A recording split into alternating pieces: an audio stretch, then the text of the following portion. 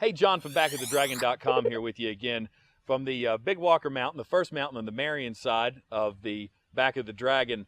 You know, as we've highlighted previously with the cars and bikes that we have on our video shows, I'm a real sucker for dual-purpose machines, things that can kind of do it all. And given today's modern technology, that's becoming more and more prevalent. There's perhaps no other four-wheeled vehicle that fills this billet quite like the BMW M3. Now, the BMW, the M division, the motorsports division of BMW is about 40 years old. And like a lot of other companies who have a motorsports or a racing division, of course, it was born with the purpose of serving the racing arm. And of course, companies go racing to highlight the brand. Aside to that, of course, is the technology that is derived from the racetrack and put into the cars. Sometimes the comments towards putting that technology in the cars outweighs the actual technology that goes in. Not so for BMW. Exceptionally committed, obviously, their theme is being the ultimate driving machine, and true, even some of the more pedestrian cars that BMW makes have the the feel and the drive, the abilities of some higher level cars from other manufacturers. But the M division cars are certainly a step up, and they always set the benchmark. And of course, that's true for the E92 M3 that we have here.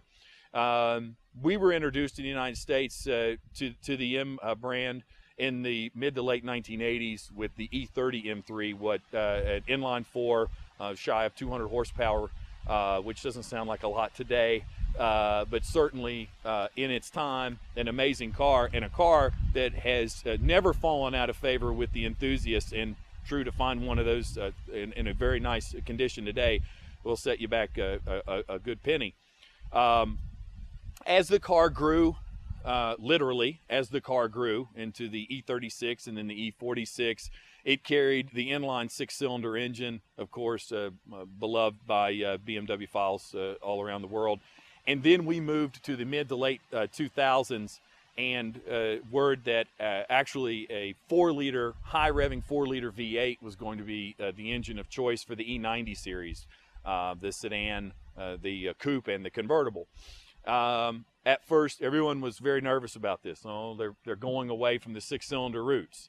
Well, when the car came to the shores and everyone understood exactly what they were getting, those cries died out and cheers arose. What did we get? We got a model designation S65 engine that was 30 pounds lighter than the inline six that it replaced, an engine that would sing to 8,300 RPMs, develop 414 horsepower and 295 pound-feet of torque. Do you have to rev this car? Yes, you need to rev this car. But they took care of you. Of course, the 6-speed manual is standard, but also, as this car was launched, they brought the M DCT or the M dual clutch transmission, 7-speed. Amazingly intuitive if you wanted to leave it in sport or auto, but certainly the manual mode is where most of us are going to play with the car, especially on a road like the Back of the Dragon. So what is this car? It's a 3 Series that they sell millions of, hundreds of thousands of around the world. So it's got boot space and backseat space for the kids. And it's got a 414 horsepower 4-liter V8 engine for you to go and enjoy in the Back of the Dragon on the weekends.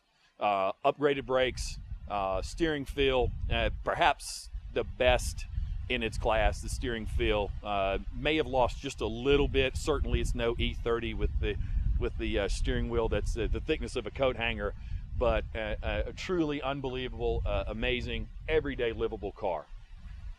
So we're joined here today by Randy Moore from Johnson City, Tennessee. Randy, thanks so much for joining us out today. You're welcome. Glad to be here. Obviously, we appreciate you bringing your beautiful M3 on a gorgeous fall day here at the Back of the Dragon. And I know you've been on the Back of the Dragon before, but not in this E92 M3. Not in this car. No. Good. You're a pretty accomplished guy. I know that you've had quite a bit of track time and in quite a few vehicles. What are some of the other cars that you had prior to this car?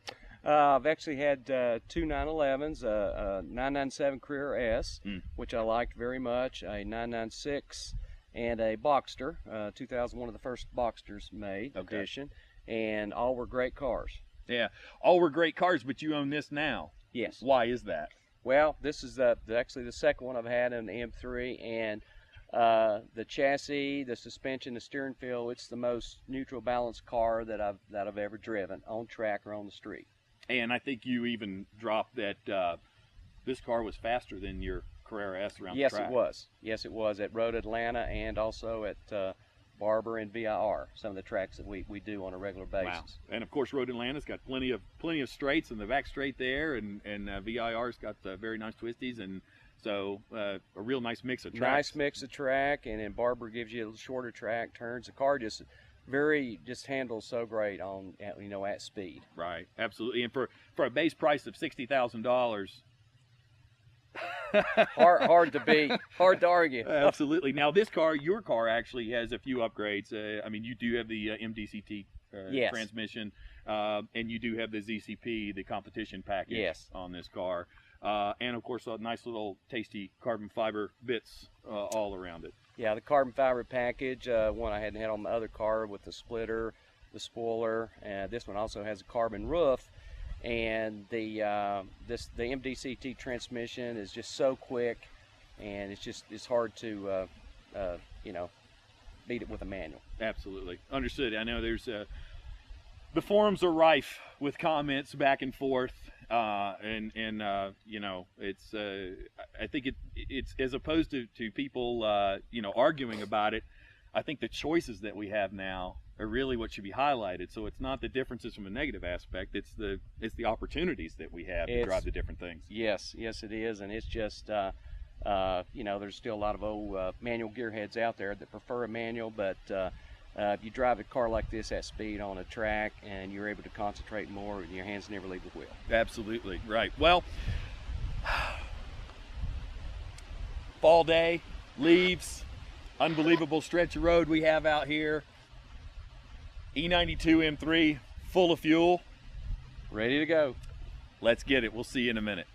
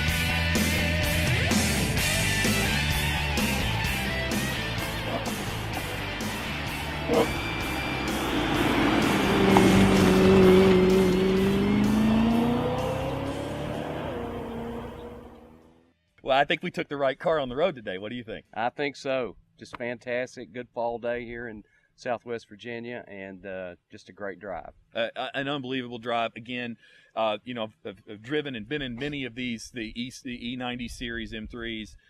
Every time I get in, it's like being reacquainted with something. It's like, yes, this is right. This car just feels right. It does what you want it to do. It gives you so much. And then, oh, by the way, when it's time to chill out and drive home, you're in a 3 Series. You're in a 3 Series. Yeah. You're just relaxed, going home, just daily driver too. Unbelievable. Randy, thank you again so much for coming out and enjoying the day with us. We appreciate it. Enjoyed it.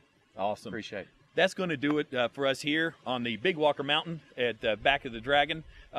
We want to say thank you to Rick Hill Imports. I know that this one came in off the showroom floor at Rick Hill. So thanks again to Mike Frazier, Jerry Gotze, and all of our friends at Rick Hill. Check them out at rickhillimports.com. And of course, visit us at backofthedragon.com for updates on events, for places, the updates on places to come and eat, spend some time, rest your head in between rides and drives, and some cool Back of the Dragon swag. So that's going to do it. Thanks so much. We'll see you again soon.